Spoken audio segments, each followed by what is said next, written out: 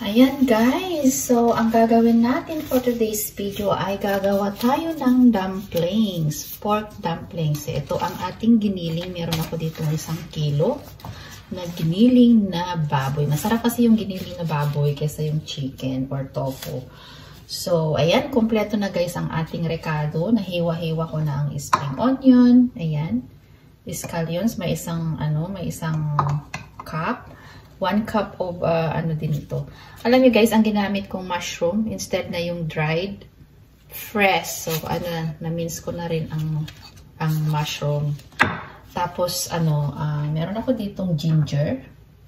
Of course, meron tayong stocks, ito. At oyster sauce, ayan.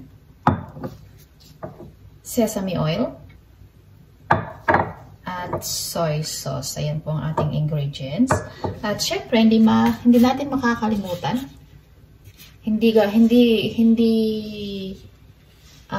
Maging dumplings kung wala po tayong wrappers. Ito po ang ating wrapper. Dumpling wrapper. Simple lang guys ang aking dumplings. So, lang. Tapos meron ako ditong harina. Pag gagawin ko na guys, meron akong, kumbaga parang lalagyan ko siya ng para hindi magdidikit-dikit, flour, bago natin i-freezer. So, ang gagawin ko guys is, paghalo-haloin ko ang mga ingredients. So, ito ay 2 kilong pork ground meat. Ayan. So, ayan po ang ating main ingredients. Ganito po yung ginamit kong mushroom guys. So, yung button mushroom. Lang siya. Fresh, hindi yung tsaka yung spring onion. Ayan, at tsaka tawag nito, meron din siyang dipping sauce. So, kung kayo ay mahilig, gusto nyo kumain with dipping sauce, meron din akong ingredients for that. So, ito gagawin natin dumplings. O, diba? Paghalo-haloin lang. Sana hindi mahilo. Char! Ayan, so ilagay natin ang mushroom. Gumamit ako ng gloves guys para hindi makita nyo hindi ko hawak-hawakan. At spring onion. Ayan. And then ginger, grated ginger. Maliit lang. Konti lang yung lagay ko guys. Supposed to be may garlic din, pero hindi ko na yan nilagyan kasi may ayaw ng garlic. So ang ginawa ko is dinamihan ko guys ang spring onion, di ba? Ang bango. Tapos ang stocks. Ayan. Yung stocks. Ko. Ayan. Ay, dapat yung ko pala, yung camera ko doon banda para yung kamay ko hindi makuha-kuha na napakalaking braso. Char! Okay, so maglalagay tayo dito. Unahin ko guys yung yung asin. Ayan. Lang yung asin natin. Konti lang. Kasi hindi pwedeng maalat. Ayan. 1 teaspoon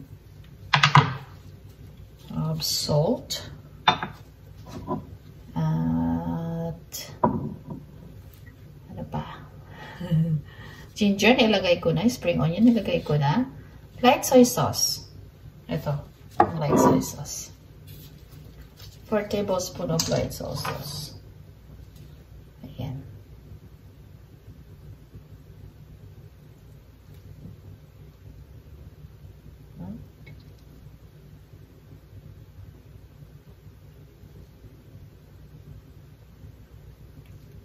Ayan. Tapos 4 tablespoons of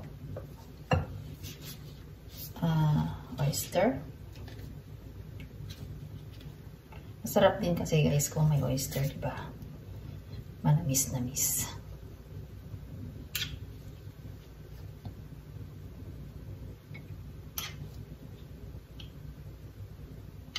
Oopsie. Ayan, sobra na. Pero okay lang. Kasi madami naman ito.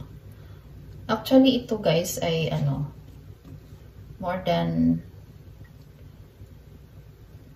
Ay, saktong 1 kilo pala to. Saktong 1 kilo. Tapos, 2 tablespoons of sesame oil.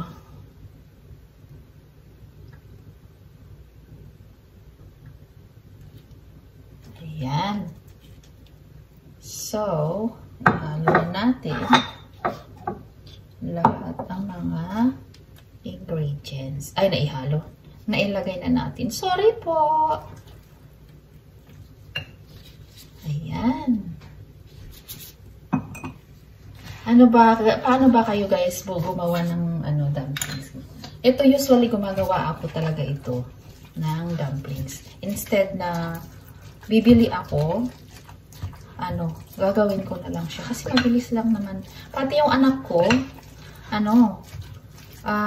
gusto din niyang gumawa pag ako'y gumagawa. Tinutulungan niya ako. At saka yung anak ko, mas magaling siya gumawa ng siumay. Sa akin, hindi ako marunong gumawa ng siumay. Yung anak ko, siya, yung lalaki. Yung bunso ko, lalaki namang dalawa yung anak ko. Diba? Yung bunso ko pala. Yung bunso ko is mahilig magluto-luto. Gumagawa siya ng sarili niyang mga putahe. So, ayan. Siya yung naunang gumawa ng siomai kesa akin. Never ko pa na-try gumawa ng siomai guys. Pero yung anak ko, he did. So, ayan.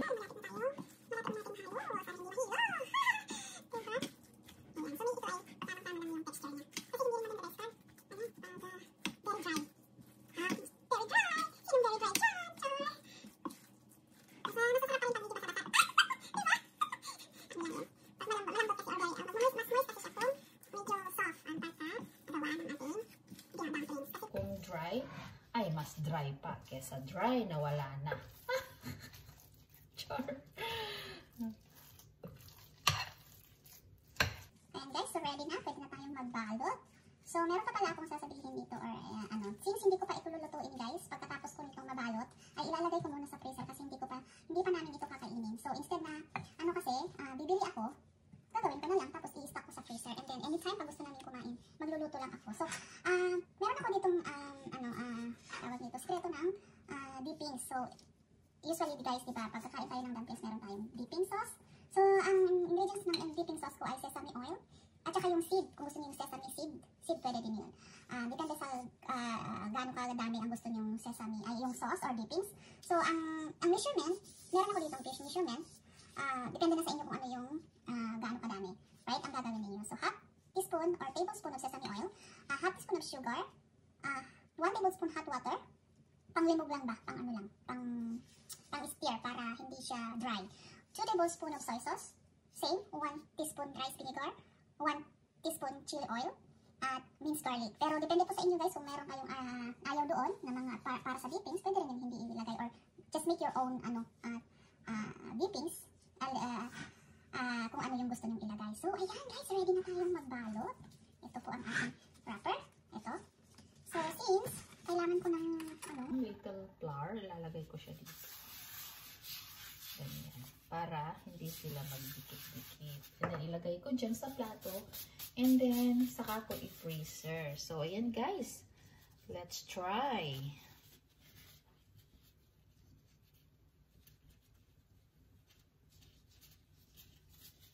Huwag masyadong lakihan para hindi siya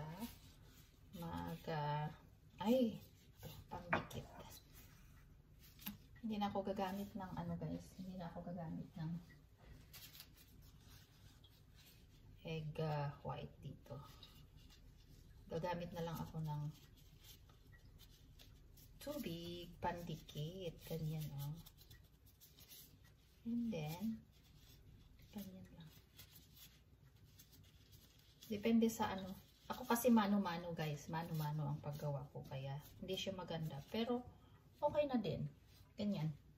Kailangan ko ng paper towel kasi hindi maganda pag basa.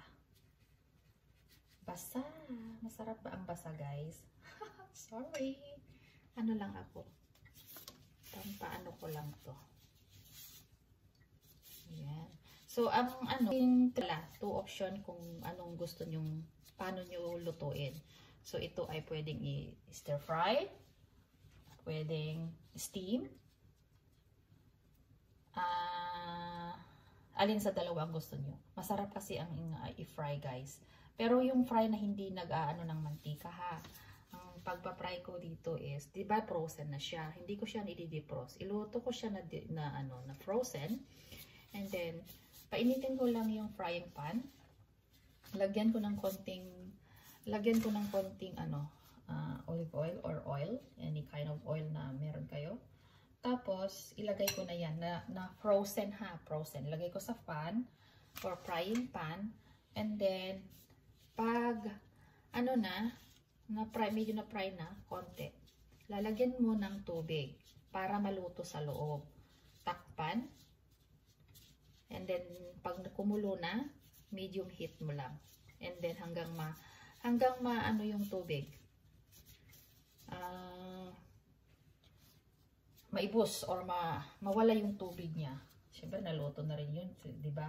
And then, saka mo, i-fry na, mo na, side by side na, i-flip na yung dumplings doon sa frying pan. Ganun po.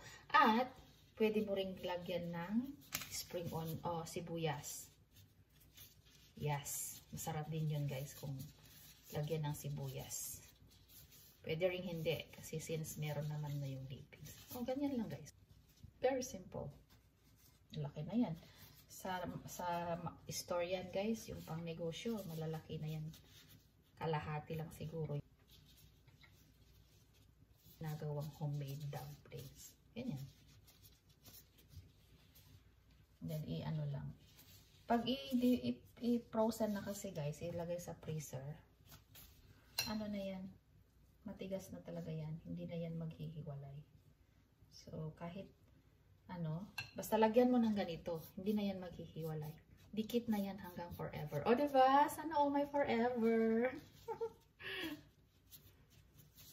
Pero may forever naman kayo dyan. So, okay lang. Diba?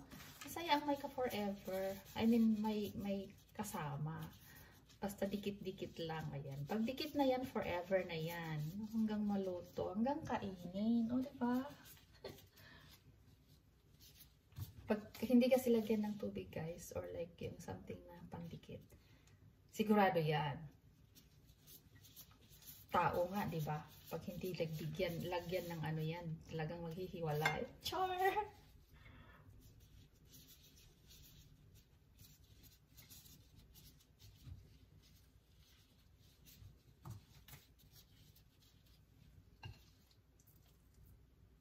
Hindi maganda.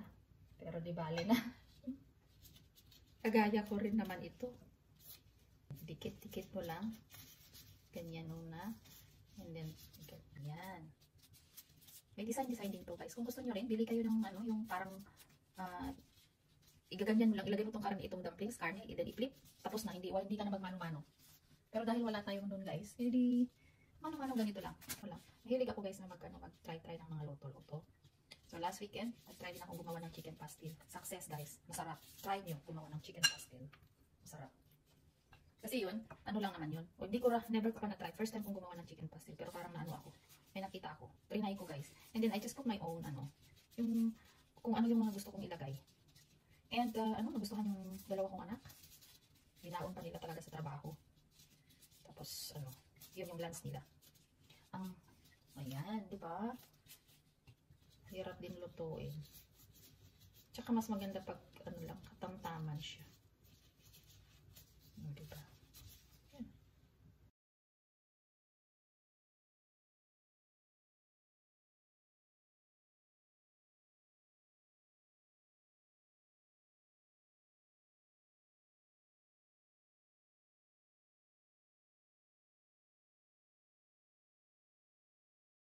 Ayan, so napamunan natin yung isang container. So, sunod natin ito. Isa. Ayan. So, malapit na po tayo matapos. Ganyan lang, kasimple. Diba? So, kung gusto nyo magluto, kuha na lang kayo, kuha na lang, and then, ibalik sa freezer yung container. Ganyan.